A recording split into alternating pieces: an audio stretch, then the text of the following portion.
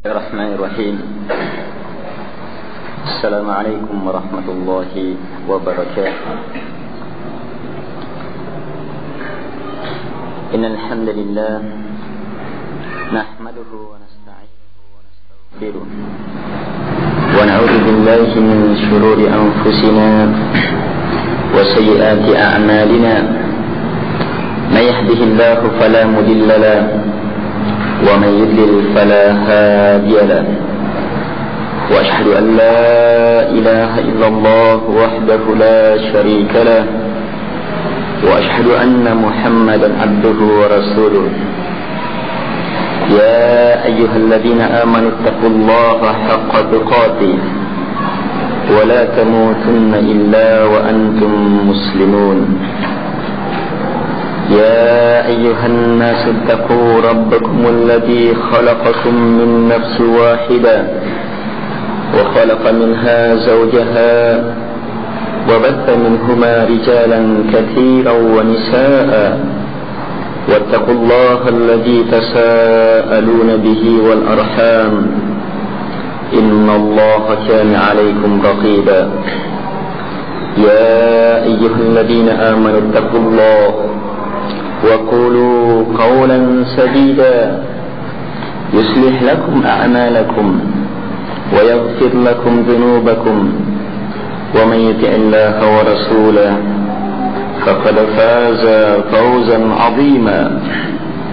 أما بعد فإن أصدق الحديث كتاب الله وخير الهدي هدي محمد صلى الله عليه وعلى آله وسلم وشر الأمور محدثاتها وكل محدثة بدعة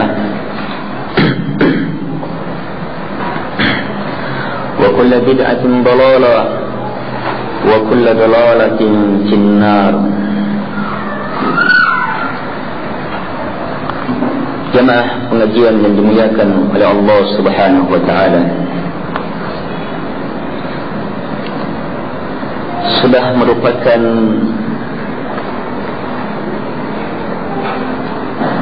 perkara yang sangat jelas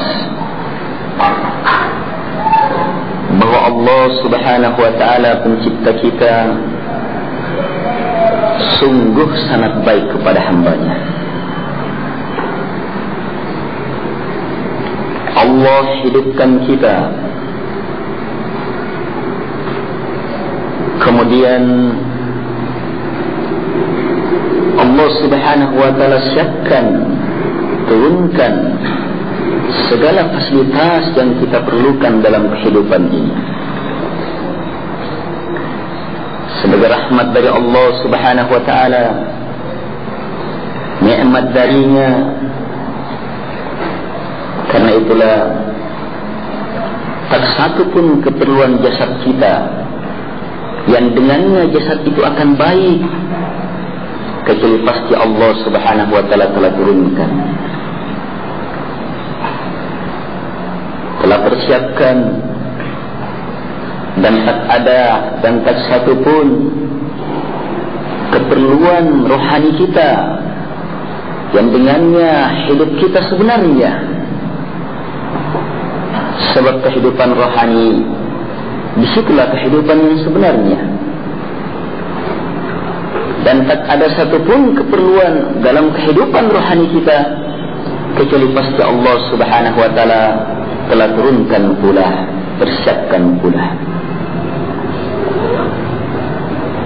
Satu sisi pandangan ini sebenarnya sudah cukup bagi kita untuk bersyukur kepada Allah Subhanahu wa ta'ala, dan sudah menjadi bukti yang sangat nyata bahwa Allah Subhanahu wa ta'ala Ar-Rahmanur Rahim, Maha Kasih, Maha Baik, dan betul-betul menginginkan kebaikan kepada hambanya. Jemaah yang dimuliakan oleh Allah Subhanahu wa ta'ala, lihatlah hujan, yang dengan turunnya hujan hiduplah segala fasilitas untuk jasad kita.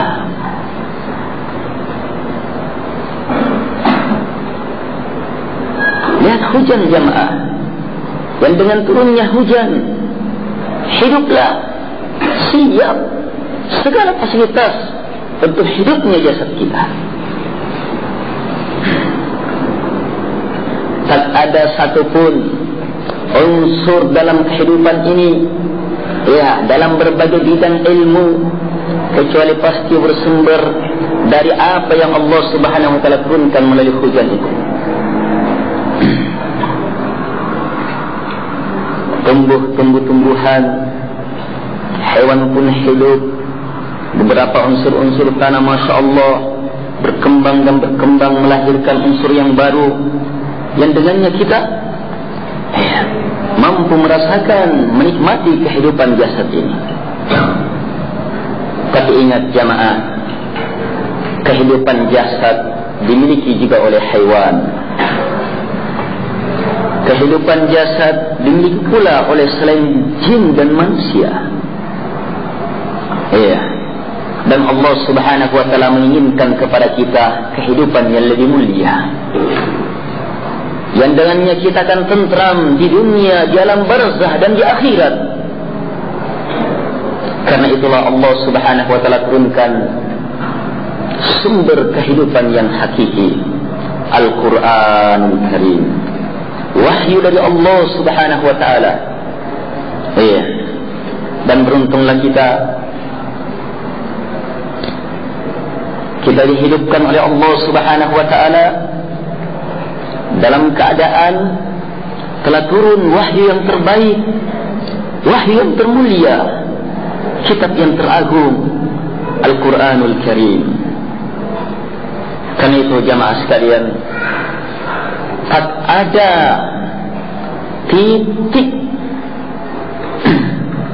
keluar bagi makhluk siapapun juga untuk tidak bersyukur kepada Allah Subhanahu wa taala. Karena itulah Allah Subhanahu wa taala bertegas dengan kalimat yang sesempurna-sempurna kalimat, dengan pemaparan yang seindah-indah pemaparan, dan berulang-ulang lagi Allah Subhanahu wa taala bertegas, fa bi ayyi ala'i rabbikuma tukadziban. Maka nikmat manakah dari Rabb kamu yang kalian dustakan, wahai jin dan manusia? Kenyataan akan baiknya Allah, mulianya Allah, ya agungnya Allah betul-betul nampak dengan sejelas-jelasnya. Jemaah yang dimuliakan oleh Allah Subhanahu wa taala, syukuri nikmat ini jemaah. Jemaah yang dimuliakan oleh Allah Subhanahu wa taala, kesyukuran terhadap nikmat nol kalau tidak terwujud dalam bentuk penghambaan. Kesempurnaan kesyukuran akan terwujud dalam bentuk kesempurnaan penghambaan kepada Allah Subhanahu wa taala. Karena itulah sifat yang terbaik, sifat yang termulia yang dimiliki oleh seorang hamba ketika dia mampu mentahqiq dua hal ini, al-ubudiyah wasyukr, menjadikan dirinya sebagai hamba yang mewujudkan ubudiyah ini, dan menjadikan dirinya sebagai syakur atau syakir yang mewujudkan kesyukuran ini. Inilah rahasia kenapa Allah Subhanahu wa taala ketika memuji Nabi Nuh cukup dengan menyebutkan dua sifat ini. Innahu kana abdan syakura. Sungguh Nuh itu adalah hamba dan syakura. Dan ini pula rahasia kenapa Allah Subhanahu wa taala perintahkan dua hal ini secara bersamaan. Allah Subhanahu wa taala berfirman, "Balillaha fa'bud wa kum minasyakirin." Bahkan hanya kepada Allah kamu beribadah, wahai hamba. Wa kum minasyakirin, dan jadilah kamu sebagai hamba yang bersyukur. Ibadah dan kesyukuran dua hal yang tidak bisa lepas jamaah. Penghambaan yang benar kalau dasarnya adalah kesyukuran, dan kesyukuran nanti benar kalau terwujud dalam bentuk penghambaan kepada pemberi nikmat, Allah Subhanahu wa taala. Al-ikhwa wal akhwat rahimakumullah, kesyukuran yang terbesar terhadap nikmat terbesar dialah wahyu Allah subhanahu wa ta'ala, Al-Quranul Karim, syariat yang Allah subhanahu wa ta'ala turunkan. Di sisi lain, penghambaan yang benar hanyalah dengan wahyu yang Allah turunkan pula, sehingga semakin mempererat hubungan antara kesyukuran dan penghambaan ini. Sebab nanti benar kesyukuran kalau kita mampu mensyukuri nikmat yang terbesar, apa yang Allah subhanahu wa ta'ala turunkan, yang dengannya hiduplah kita dalam makna kehidupan yang sebenarnya. Karena itulah Allah subhanahu wa ta'ala memberitakan kepada kita bahawa apa yang Allah subhanahu wa ta'ala wahyukan, turunkan melalui Rasulullah sallallahu alaihi wa ala alihi wasallam, tak lain dan tak bukan adalah kehidupan kita. Sebagaimana firman Allah subhanahu wa ta'ala, istajibu lillahi walir rasul idza da'akum lima yuhyikum. Penuhi wahai hamba, penuhi panggilan Allah subhanahu wa ta'ala dan Rasulnya jika dia mengajak kalian lima yuhyikum, kepada hal-hal yang dengannya hidup kalian. Inilah kehidupan yang hakiki. Karena itulah kesyukuran terhadap nikmat duniawiyah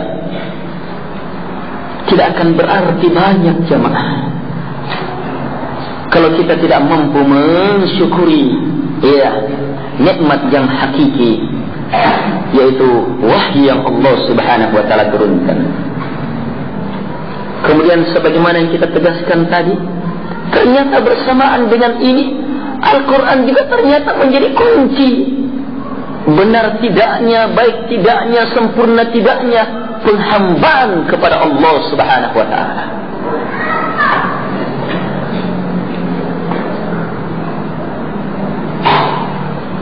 Sehingga untuk mewujudkan dua sifat yang terbaik ini harus kembali kepada Al-Quran, wahyu Allah subhanahu wa ta'ala. Alif Lam Mim, Dzalikal kitabu la raiba fihi hudan lil muttaqin. Alif Lam Mim, dia adalah kitab la raiba fihi. La nafiyah lil jins, kata yang digunakan dalam bahasa Arab untuk menafikan yang ada di depannya secara total. Apa itu? Kata raib, keraguan. Allah subhanahu wa ta'ala menjelaskan kepada kita tentang hakikat Quran ini. La raibah, betul-betul tak ada setitik keraguan pun di dalamnya. Kenapa? Sebab yang ada adalah kesempurnaan keyakinan, kesempurnaan kejujuran, kesempurnaan kebaikan, kesempurnaan kemuliaan.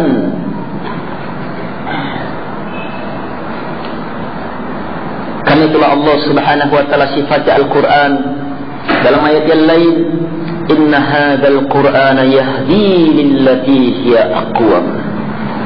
Sungguh Al-Quran ini memberi petunjuk kepada yang aqwam, yang paling sempurna, yang paling baik, yang paling mulia, yang paling singkat, yang paling dalam makna segala kebaikan dan kemuliaan.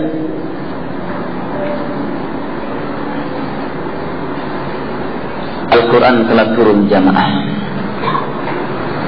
Tinggal sikap kita terhadap Al-Quran.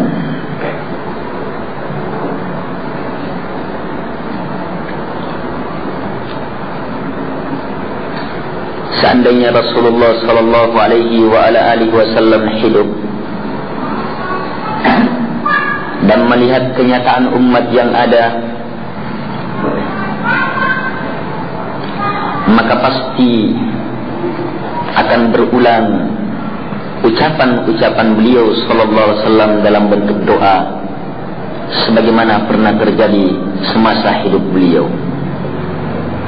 Ucapan doa yang berisi keluhan beliau sallallahu alaihi wasallam kepada Allah terhadap keadaan umat dalam bersikap terhadap Al-Quran. Allah Subhanahu wa taala berfirman, wa qala ar-rasul rabbi inna qaumi ittakhadhu hadha al-Qur'ana mahjura. Dan Rasul yang mulia itu berkata, wahai Rabbku, wahai yang menciptakan saya, wahai yang mengutus saya, wahai yang menurunkan Al-Quran kepadaku, sungguh kaumku telah menjadikan Al-Quran ini mahjura, sesuatu yang ditinggalkan. Meninggalkan Al-Quran banyak bentuk jamaah. Ada yang meninggalkan Al-Quran dalam bentuk memang betul-betul berpaling darinya, tidak menerimanya sebagai kitab suci.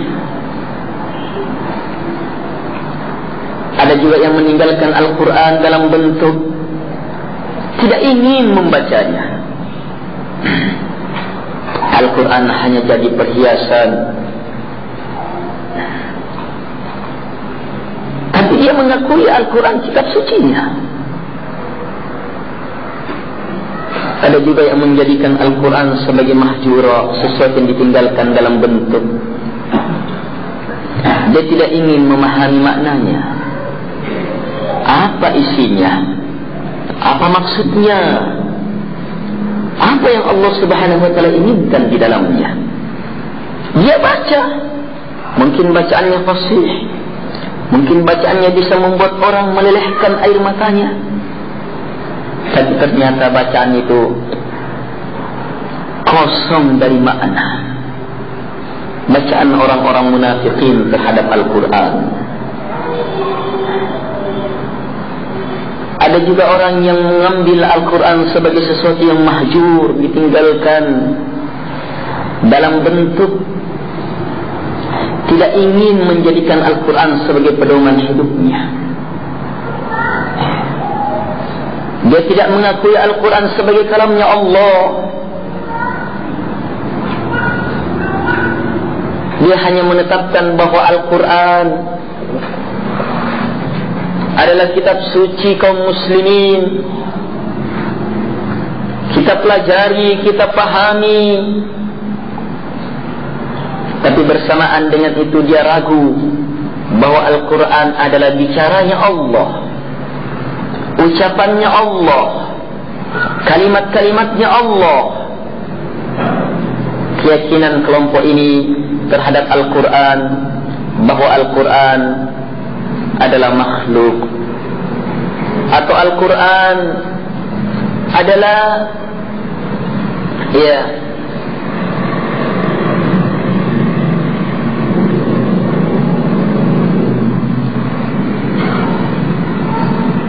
sekedar makna yang ada pada diri Allah Subhanahu wa taala tanpa Allah ucapkan.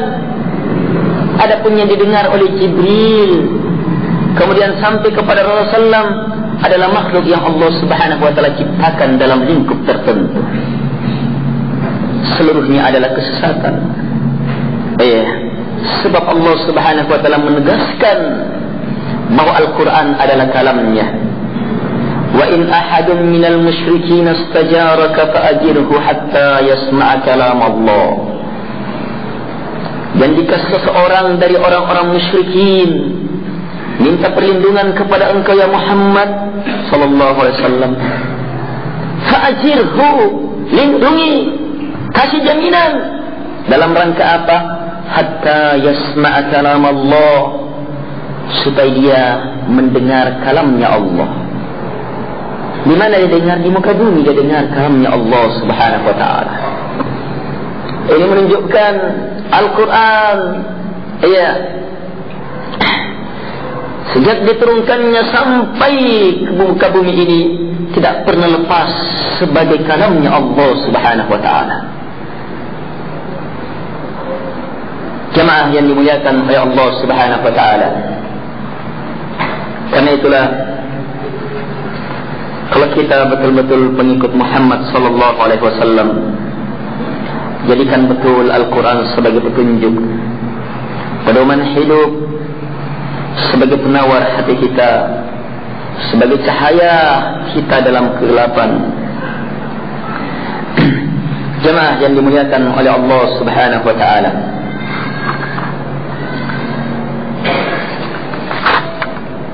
Berikutnya kami akan membacakan beberapa hadis Rasulullah sallallahu alaihi wasallam yang menjelaskan tentang keutamaan membaca Al-Quran ini. Tapi ingat, bacaan itu dengan tadabbur. Allah Subhanahu wa taala berfirman, "Afala yatadabbaruna al-Quran am ala qulubin aqfaluha?" Kenapa mereka tidak mentadabburi Al-Quran? Ataukah ada dalam hati mereka gembok yang menutup?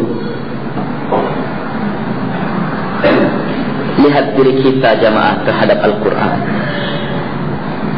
Kalau kita mampu membacanya, lihat diri kita dari sisi maknanya, pahamnya. Kalau kita mampu memahaminya, lihat diri kita dari sisi keyakinan. Kalau kita telah mampu menyatakan saya yakin, maka mana wujud keyakinan itu dalam amalan keseharian? Kalau kita memang telah mampu memperbaiki diri kita dengan Al-Quran, mensucikan diri kita dengan nilai-nilai yang terdapat dalam Al-Quran, membersihkan segala kegelapan hati kita dengan cahaya Al-Quran, maka orang yang terbaik dalam berquran adalah mereka yang mengajak orang lain untuk berquran pula. Dan terakhir, kesuksesan dalam berquran adalah ketika kita mampu bersabar. Ketika kita mampu bersabar dalam melewati jenjang demi jenjang, dalam berilmu, beramal, berkeyakinan, beramal, berdakwah di dalam Al-Quran ini, sampai kita berjumpa dengan Allah Subhanahu wa taala yang menurunkan Al-Quran. Jamaah yang dimuliakan oleh Allah Subhanahu wa taala, Nabi SAW telah menegaskan dalam hadis yang diriwayatkan oleh Imam Al-Bukhari dan Imam Muslim serta Imam Abu Dawud, At-Tirmidzi, Ibnu Majah dan yang lainnya.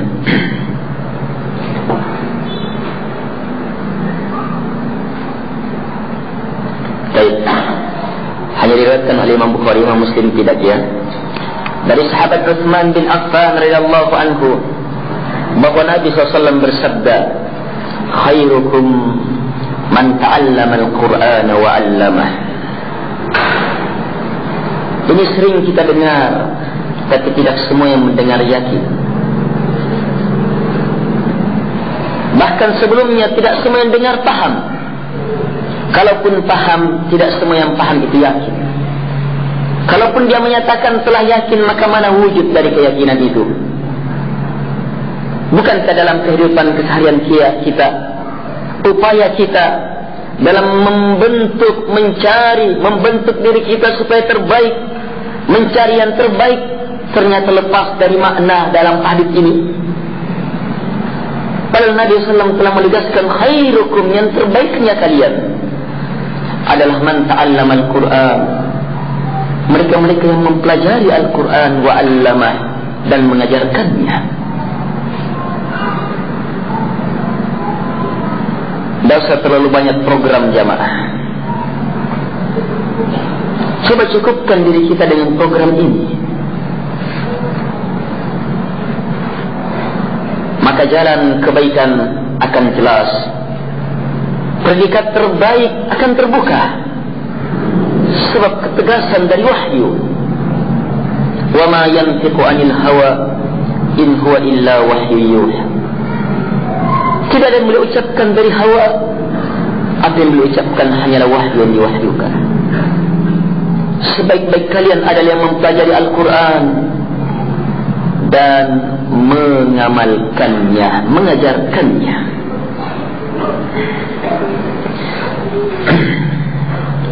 Apa yang menyebabkan kita bermalas-malasan untuk mempelajarinya, membacanya, mengamalkannya? Padahal kata Nabi SAW, man qara'a harfan min kitabillahi falahu bihi hasanah wal hasanatu bi asyri amthaliha. Siapa yang membaca satu huruf, maka dengan bacaannya ini dia akan mendapatkan kebaikan, dan kebaikan ini akan dilipat gandakan menjadi 10 kebaikan. La aqulu alif lam mim harf, walakin alifun harf, wa lamun harf, wa mimun harf. Saya tidak katakan alif lam mim itu satu huruf, tapi alifnya satu huruf, lamnya satu huruf, mimnya satu huruf. Berarti sekali alif lam mim sudah tiga kebaikan, yang mana tiap kebaikan akan dilipat gandakan menjadi 10 kebaikan. Ingat jamaah, hidup adalah untuk mempersiapkan kebaikan, dan Al-Quran memberikan kesempatan besar bagi kita. Tiap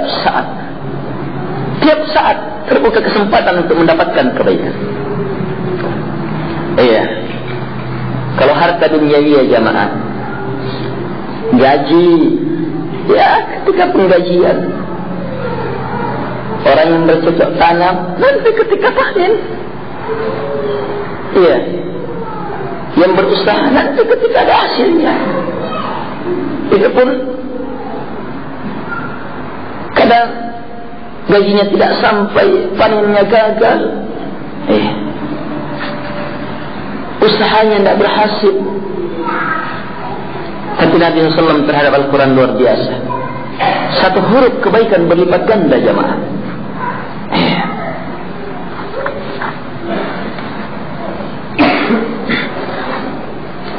Kita mengharap kepada Allah Subhanahu wa taala, semoga Allah Subhanahu wa taala menjadikan kita dengan pertemuan ini ke dalam golongan orang-orang yang mempelajari Al-Quran wa 'allamah dan mengajarkannya,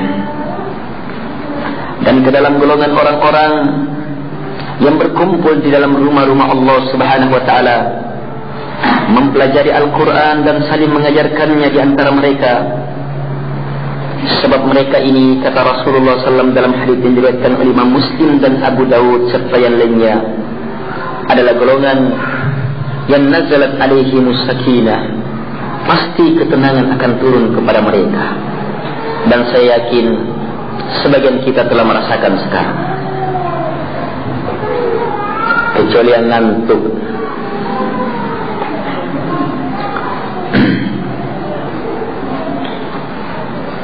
Wa ghasyiyatuhumur rahmah, rahmat Allah akan melingkup kita.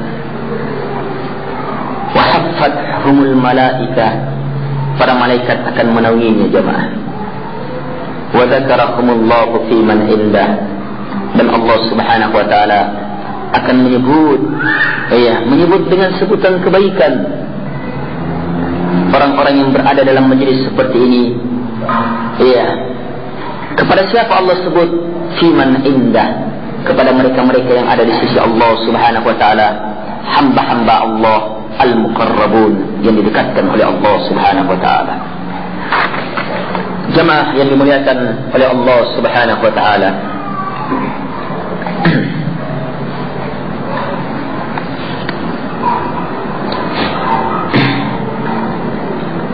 Nabi pernah memperumpamakan orang yang membaca Al-Quran dengan perumpamaan, matalul mu'min alladhi yaqra'ul Qur'ana matalul utrujah rihuha tayyib wa ta'amuha tayyib, wa matalul mu'min alladhi la yaqra'ul Qur'an kamatalil tamrah la riha laha wa ta'amuha hilwun, ومثل المنافق الذي يقرأ القرآن مثل الريحانة ريحها طيب وطعمها مر، ومثل المنافق الذي لا يقرأ القرآن kamathalil hamdalah laisa laha rih wa ta'amuha mur.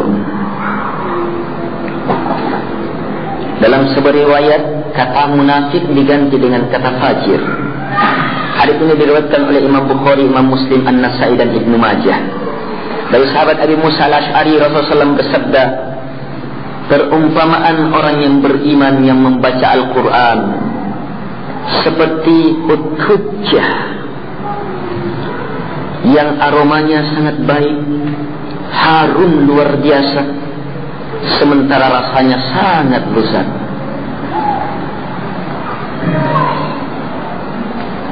Dan perumpamaan orang mukmin yang tidak membaca Al-Quran seperti tamarah, seperti tamrah, kurma, tidak mempunyai aroma, tapi rasanya sangat manis. Dan perumpamaan orang munafikin yang membaca Al-Quran seperti raihana yang aromanya sangat baik, harum, tetapi rasanya sangat pahit. Dan perumpamaan orang munafik atau orang fajir yang tidak membaca Al-Quran seperti hamdalah, tidak mempunyai rih, aroma, dan bersamaan dengan itu rasanya sangat pahit. Perhatikan 4 perumpamaan ini, kita bisa mengambil kesimpulan, dimanapun ada bacaan Quran pasti mendatangkan aroma yang sangat baik. Dalam perumpamaan ini, dimanapun ada bacaan Al-Quran pasti mendatangkan aroma yang sangat baik, yang harum. Sampai orang munafik mendapatkan juga kebaikan dari sisi ini dengan bacaan Qurannya. Tapi hakikat bacaan ini, kebaikan dari bacaan itu dari sisi tinjauan hakikatnya mereka tidak dapatkan dengan kemunafikannya. Sebab innal munafiqina fid darkil asfali minan nar. Sungguh orang-orang munafikin itu berada pada neraka paling bawah. Dan karena hakikat manfaat Al-Quran, diturunkannya Al-Quran adalah dengan mentadabburi maknanya, meyakini kandungannya, mewujudkan dalam kehidupan keseharian, mengajak orang berada di atas Al-Quran dan bersabar di atasnya sampai kita berjumpa dengan Allah Subhanahu wa ta'ala. Jamaah yang dimuliakan oleh Allah Subhanahu wa ta'ala, dalam hadis yang hasan li ghairi dari sahabat Abi Dar radhiyallahu anhu, sebagaimana diriwayatkan oleh Ibnu Hibban dalam sahihnya dalam hadis yang panjang, Nabi Abu Dar radhiyallahu anhu berkata kepada Rasulullah SAW, ya Rasulullah, ausini, wasiatkan kepada saya. Maka Nabi SAW bersabda, alaika bitaqwallah fa innahu ra'sul amri kullih. Wajib atas kamu untuk bertakwa kepada Allah, sebab takwa Allah kepada Allah Subhanahu wa ta'ala adalah puncak segala urusan. Kemudian Abu Dar meminta lagi kepada Rasulullah SAW, ya Rasulullah, zidni, tambah ya Rasulullah. Maka Nabi SAW bersabda, alaika bitilawatil Quran fa innahu nurun laka fil ard wa tukharun laka fis sama. Wajib atas kamu untuk membaca Al-Quran, karena sungguh dia adalah cahaya untuk kamu di muka bumi dan kemuliaan, keindahan untuk kamu di langit. Penerang bagi kita jemaah, cahaya bagi kita di muka bumi. Dan dia adalah dukhar, kemuliaan, keindahan, permata yang ada di atas langit bagi orang-orang yang membacanya. Dalam hadis yang diriwayatkan pula oleh Ibnu Hibban, dan hadis ini sahih sebagaimana kata Syekh Nasiruddin Al-Albani rahimahullah taala, dari sahabat Jabir radhiyallahu anhu bahwa Nabi SAW bersabda, Al-Qur'anu syafi'un musyaffa' wa mahilun musaddaq, man ja'alahu amamahu qadahu ila al-jannah wa man ja'alahu khalfa dhahrihi saqahu ila an-nar. Al-Quran itu syafi', pemberi syafaat, wa musyaffa, dan pasti akan diberi izin oleh Allah Subhanahu wa taala untuk memberi syafaat. Dan Al-Quran juga mahilum musaddaq. Mahil, Al-Quran ini mahil. Mahil artinya yang berlari, berjalan, mengajak. Dan musaddaq, dia harus dibenarkan.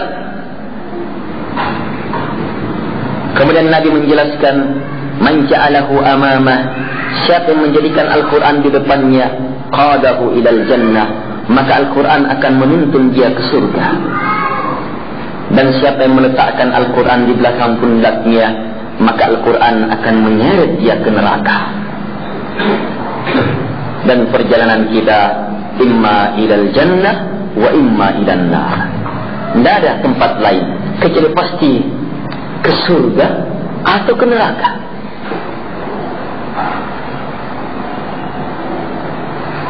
Karena itu jamaah sekalian, kembalilah, bermantap betul, raih jalan ini, jadikan Al-Quran sebagai pedoman kita. Bahkan Al-Quran tidak hanya akan mengajak ke dalam surga. Nabi SAW menegaskan dalam hadis yang sahih bahwa ternyata jenjang seorang hamba di surga pun ditentukan dengan Al-Quran. Sebagaimana yang diriwayatkan oleh Imam Tirmidzi, Abu Daud, Ibn Hibban, dari sahabat Abdullah ibn Amr ibn al-As, dan diriwayatkan pula oleh Ibn Majah dari sahabat Abi Sa'id Al-Khudri, bahwa Rasulullah SAW bersabda, yuqalu li sahibil Quran, iqra warqa warattil kama kunta turattil fid dunya, fa inna manzilaka inda akhir ayatin taqra'uha. Maka diberitahu kepada sahibil Quran, perhatikan sifatnya, sahibil Quran, sahibil Quran, yang memang sahabatnya adalah Al-Quran. Diberitahu mereka, baca, naik kamu, ratil, baca Al-Quran sebagaimana kamu di dunia membacanya, karena sungguh jenjang kamu pada akhir bacaan kamu.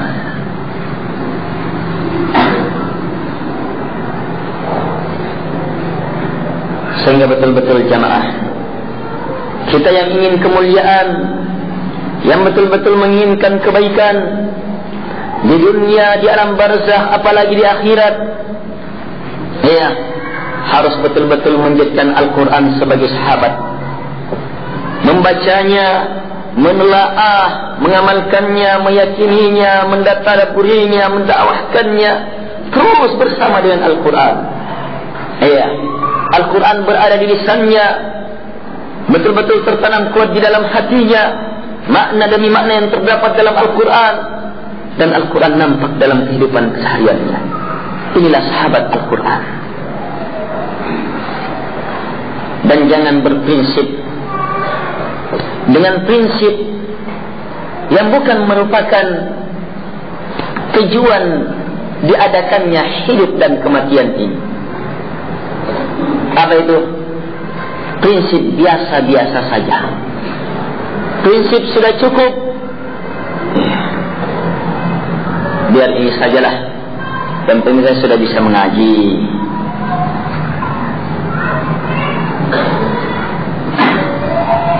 Tidak usah pelajari, penting bisa dibaca. Karena syarat lulus kan yang penting bisa membaca. Syarat naik pangkat kan yang penting bisa membaca saja. Apakah Al-Quran melaknat kamu wahai pembaca atau tidak? Tidak peduli. Sebab kadang dia baca ayat itu menghalalkan, melaknat pelaku perbuatan seperti ini, tapi bersama dengan itu ternyata dia pelakunya.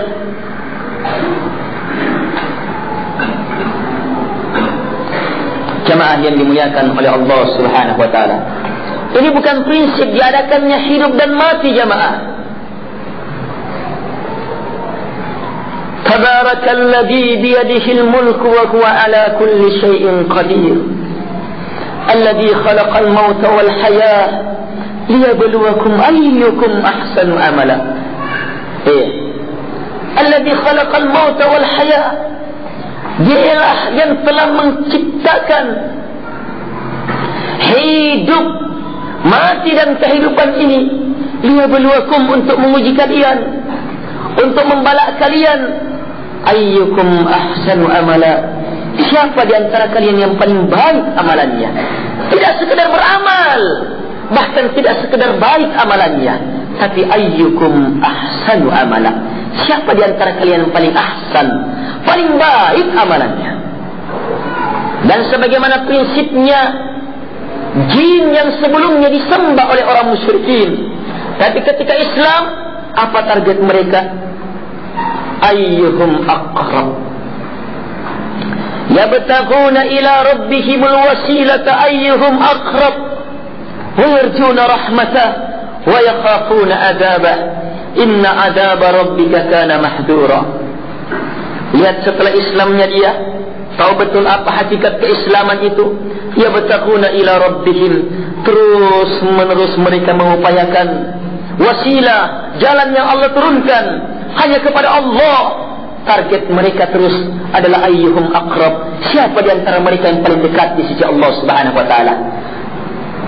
Kecintaan kepada Allah yang sangat dalam, yang mendorong mereka terus mendekat kepada Allah. Dan tidak hanya sekedar mendekat, ayyuhum aqrab, siapa di antara mereka yang paling dekat, yang paling dekat target mereka. Dan mereka mengharapkan rahmat Allah, takut terhadap azab Allah. Sungguh azab Allah adalah sesuatu yang sangat dikhawatirkan. Jamaah yang dimuliakan oleh Allah Subhanahu wa taala,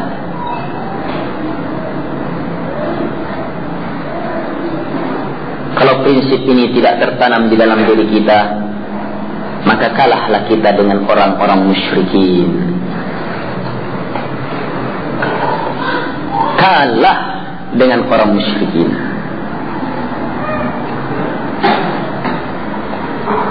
Kenapa? Orang musyrikin mencintai Allah Subhanahu wa taala. Dengan cinta inilah mereka ingin dekat dengan Allah Subhanahu wa taala dengan sedekat-dekatnya. Dalilnya mana? Wa minan nasi man yattakhidhu min dunillahi andada yuhibbunahum ka hubbillah.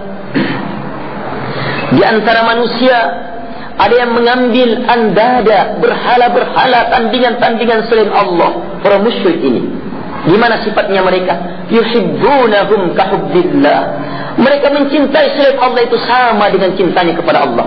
Dan bukankah cintanya orang musyrikin kepada selain Allah besar, dalam? Dan Allah mengatakan sama cintanya kepada Allah. Kalau begitu kecintaannya kepada Allah juga besar, dalam, tapi disamakan dengan selain Allah Subhanahu wa taala. Dan inilah titik kesyirikannya. Kecintaan yang hebat inilah yang menyebabkan mereka berprinsip ketika mereka mendatangi selain Allah, apakah berupa kuburan, berupa ini dan itu yang mereka yakini sebagai orang-orang soleh. Kecintaan inilah yang menyebabkan mereka memegang prinsip untuk semakin dekat kepada Allah Subhanahu wa taala ketika melakukan kesyirikan ini. Lihat surah Az-Zumar ayat 3. Allah Subhanahu wa taala jelaskan ungkapan mereka, "Ma na'buduhum illa liyuqarribuna ila Allahi zulfa." Kami, kata orang musyrikin, tidak menyembah selain Allah itu yang mereka yakini sebagai orang-orang baik, orang dekat di sisi Allah. Kami tidak menyembah mereka, kami tidak sembelihkan untuk mereka, kami tidak berikan nazar untuk mereka, kami tidak berdoa kepada mereka, kami tidak memohon perlindungan kepada mereka, kami tidak berserah kepada mereka, kami tidak meminta kesembuhan kepada mereka. Yang jelas makna dengan segala makna ibadah. Kami tidak beribadah kepada mereka illa kecuali satu maksud, liyuqarribuna ila Allahi zulfa, supaya mereka itu mendekatkan kami kepada Allah zulfa, dengan sedekat-dekatnya. mereka ingin dekat jamaah kepada Allah dengan sedekat-dekatnya. Tapi ternyata sekarang ini sebagian kaum muslimin dari sisi ingin mendekat kepada Allah jauh dari target ini.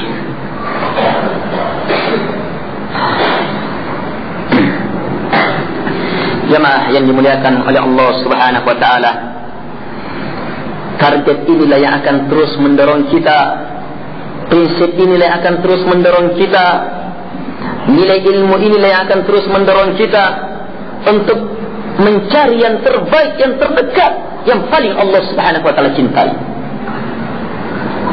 Dan salah satu sarana yang terhebat adalah sebagaimana disebutkan dalam ayat hadis ini, jadikan Al-Quran sebagai sahabat dan terus tingkatkan kemampuan kita dalam Al-Quran, sebab fa inna manzilaka inda akhiri ayatin taqra'uha, karena sungguh jenjang kamu, kedudukan kamu di akhir ayat yang kamu baca. Jamaah yang dimuliakan oleh Allah Subhanahu wa taala,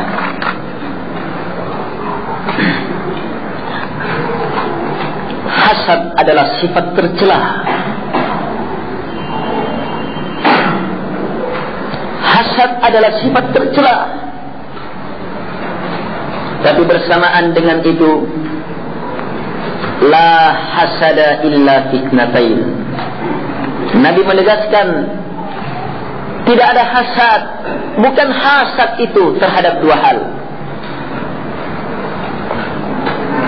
Rajulun atahu Allahu hadzal kitab faqama bihi ana al-laili wa ana an-nahar, wa rajulun a'tahu Allahu malan fatasaddaqa bihi ana al-laili wa ana an-nahar. Rawahu Bukhari wa Muslim dari sahabat Ibnu Umar, dan datang juga dari sahabat yang lainnya diriwayatkan oleh Imam Al-Bukhari.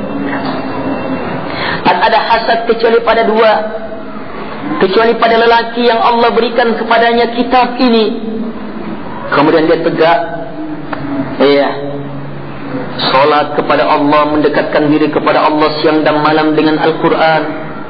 Dan yang kedua, lelaki yang Allah berikan harta, kemudian dia bersedekah dengan hartanya siang dan malam pula. Tidak apa-apa hasad kepada mereka. Hasad di sini bukan hasad dalam makna kita menginginkan supaya kemuliaan yang mereka miliki itu sirna. Kalau ini terlarang walaupun terhadap ini.